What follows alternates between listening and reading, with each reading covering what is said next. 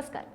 ഇന്ത്യയിൽ ദിനം പ്രതി വമ്പൻ മാറ്റങ്ങളാണ് സംഭവിച്ചുകൊണ്ടിരിക്കുന്നത്. രാജ്യത്തിന്റെ സമ്പദ് വ്യവസ്ഥയിലും മറ്റ് വികസന പ്രക്രിയകളിലുമൊക്കെ വലിയ മാറ്റവും കുതിപ്പുമാണ് ഉണ്ടായിക്കൊണ്ടിരിക്കുന്നത് അല്ലെ.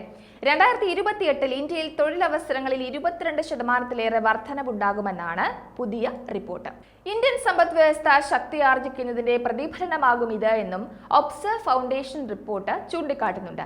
ബാങ്കിംഗ്, ഇൻഷുറൻസ് തുടങ്ങിയ സേവന മേഖലകളിലായിരിക്കും വലിയ രീതിയിൽ തൊഴിലവസരങ്ങൾ ഉണ്ടാക്കുക എന്നതാണ് ഈ ഒരു റിപ്പോർട്ട് പറയുന്നത്.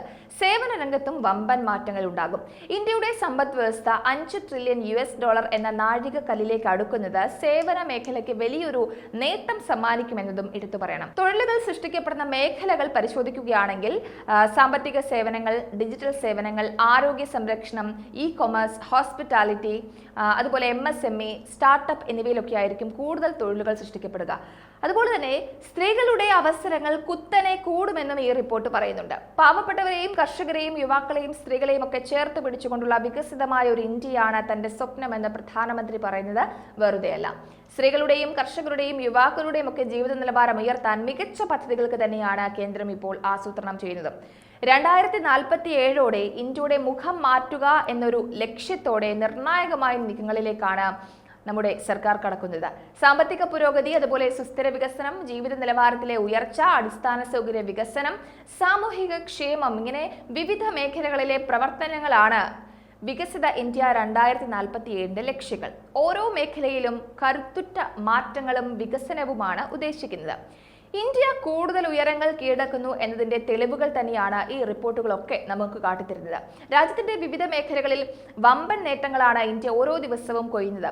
ഇന്ത്യൻ സമ്പദ് വ്യവസ്ഥയെ ലോകം ഉറ്റുനോക്കുന്നത് എന്തുകൊണ്ടാണ് എന്ന് ചോദിച്ചാൽ ആ സമ്പദ് വ്യവസ്ഥ അത്ഭുതപ്പെടുത്തുന്ന വിധമാണ് വളരുന്നത്. ലോകത്തിന് തന്നെ അസൂയ ഉളവാക്കുന്ന ഒരു നേട്ടമാണ് ഇന്ത്യ എല്ലാ രംഗത്തും സ്വന്തമാക്കുന്നത്. നമുക്കറിയാം, ഓരോ മേഖലകളെടുത്ത് നോക്കിയാൽ വിദ്യാഭ്യാസ രംഗമാണെങ്കിലും ആരോഗ്യ രംഗമാണെങ്കിലും പ്രതിരോധ രംഗമാണെങ്കിലും ഒക്കെ ഇന്ത്യക്ക് കഴിഞ്ഞ കുറച്ച് വർഷങ്ങളായി വലിയൊരു പുരോഗതിയാണ് ഉണ്ടായിട്ടുള്ളത്. തുടർച്ചയായ 2ാം മാസത്തിലും ഇന്ത്യയുടെ വിദേശ നാണയ ശേഖരത്തിൽ റെക്കോർഡ് കുതിപ്പ് രേഖപ്പെടുത്തിയത് വലിയ ആഹ്ലാദമാണ് രാജ്യത്തിന് സമ്മാനിച്ചത്. ഏപ്രിൽ 5 അവസാനിച്ച വാരത്തിൽ വിദേശ നാണയ ശേഖരം $64,856 കോടി ആയിട്ടാണ് ഉയർന്നത്. മൊത്തം ശേഖരത്തിൽ $290 കോടി വർധനയാണ് ഉണ്ടായത്. രൂപയുടെ മൂല്യത്തിലെ ചാഞ്ചാട്ടം നിയന്ത്രിക്കാൻ റിസർവ് ബാങ്ക് വിപണിയിൽ ഇടപെട്ടതാണ് ഈ ഒരു ഡോളർ ശേഖരം കൂടാൻ കാരണമായിട്ട് പറയുന്നത്. 2023-24 മൂന്നാം പാദത്തിൽ GDP വളർച്ച 8.4%, മാർച്ചിൽ PMI മാനുഫാക്ചറിംഗ് 16 മാസത്തെ ഉയർന്ന നിരക്കായ 59.1 കാണിക്കുന്ന സമീപകാല സാമ്പത്തിക ഡാറ്റ റിലീസുകൾ സാമ്പത്തിക രംഗത്തെ ശുഭാപ്തി വിശ്വാസം വർദ്ധിപ്പിക്കുന്നുണ്ട്. ഇന്ത്യയുടെ വിജയകുതിപ്പ് തുടരുക തന്നെ ചെയ്യുമെന്നതിന്റെ ലക്ഷണങ്ങളാണ് ഇത്.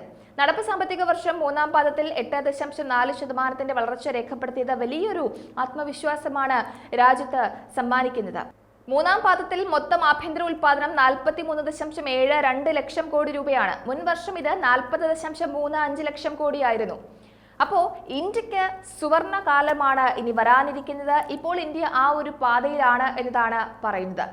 2031 ഇന്ത്യയുടെ ഭാവി മാറി മറിയുമെന്നും ഇന്ത്യ ഇക്കാണുന്ന പോലെ ആകില്ല എന്ന തരത്തിലുള്ള പ്രവചനങ്ങൾ പുറത്തു വന്നിട്ടുണ്ട്. നേരത്തെ ക്രിസിൽ റിപ്പോർട്ട് പുറത്തു വന്നിരുന്നു. ഈ റിപ്പോർട്ടിൽ ഉയർന്ന വരുമാനമുള്ള രാജ്യങ്ങളുടെ പട്ടികയിൽ ഇന്ത്യ ഇടം നേടുമെന്നാണ് പറയുന്നത്. അതേപോലെ 3ാമത്തെ വലിയ സാമ്പത്തിക ശക്തിയാകും ഇന്ത്യ എന്നും പറയുന്നുണ്ട്. സമ്പദ് വ്യവസ്ഥ $7 ട്രില്യൺ ഉയരുമെന്നും ഈ റിപ്പോർട്ട് ചൂണ്ടിക്കാട്ടുന്നുണ്ട്. ശരിക്കും പറഞ്ഞാൽ അടുത്ത ഒരു 5 സാമ്പത്തിക വർഷങ്ങൾ ഇന്ത്യക്ക് ഏറെ നിർണായകമാണ്. ഇന്ത്യ ലോകത്തിലെ 3ാമത്തെ വലിയ സാമ്പത്തിക ശക്തിയായി മാറാൻ അധിക കാലമില്ല എന്ന് മോദി പറയുന്നതിന് പിന്നിൽ വ്യക്തമായ നീക്കങ്ങളുണ്ട്. അതായത് ഓരോ രംഗത്തെ ചുവടുകളും ആ വലിയ ലക്ഷ്യത്തിലേക്കുള്ളതാണ്. പ്രധാനമന്ത്രി നരേന്ദ്രമോദിയുടെ ആ പ്രഥമ ലക്ഷ്യം നടക്കേണ്ടതുണ്ട്. അതിന് ഇന്ത്യയിലെ ഓരോ മേഖലകളും വിപുലമായി തന്നെ പ്രവർത്തിക്കേണ്ടതുണ്ട്. ലോകബാങ്കിന്റെ നിരീക്ഷണം അടക്കം ഇക്കാര്യത്തിൽ വന്നിട്ടുണ്ട്. അപ്പോൾ എല്ലാ രംഗത്തും ഇന്ത്യക്ക് മാറ്റങ്ങൾ ഉണ്ടാകും. ഇന്ത്യയുടെ സമ്പദ് വ്യവസ്ഥ അതിവേഗം തന്നെ വളരുകയും ചെയ്യും.